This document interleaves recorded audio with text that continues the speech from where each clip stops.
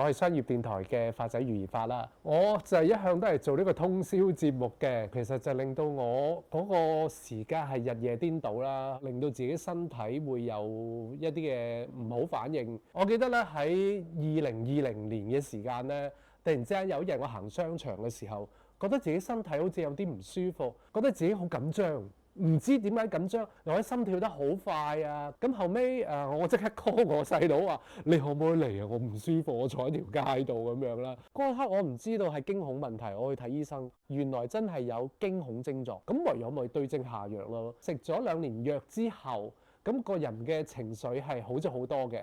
但係咧唔知點解咧，你一出街行街，你仍然覺得自己會隨時發作。譬如我舉個例子啦嚇。咁我早輪去美國啦，你過X-ray 好啦，咁啊你等翻個袋嚟喎，咁但係點解等極嗰袋都唔出嚟嘅？我開始緊張喎，跟住有股氣咧就開始上嚟啦，跟住你個人咧就覺得越嚟越緊張，但係講緊幾個月前啫喎。好啦，到個袋慢慢喺個輸送帶度行翻出嚟嘅時候咧，我成個人放鬆晒喎。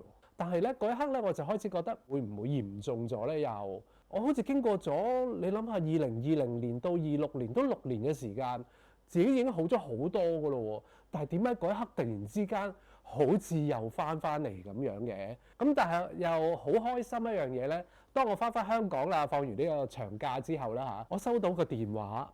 咁呢個電話咧就係 Geneep 嘅一位朋友。我呢個朋友咧，佢介紹 Geneep 呢一隻嘅心安情俾我之後咧，咁我就話：喂，我好想試啊！真係，因為我其實喺度尋求緊一啲可以令到即係我呢個情緒方面都得到改善嘅一啲食品啦，或者一啲健康產品啦，同埋本身我自己係食開你嘅產品㗎。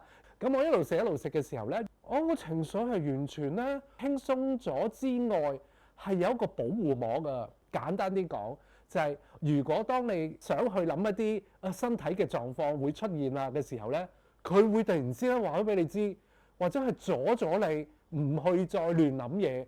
呢一個保護膜，我覺得好難得。所有你覺得有情緒問題，或者成日都悶悶不樂點解我成日唔想出街啊，想匿喺屋企啊，一樣都可以幫助到你。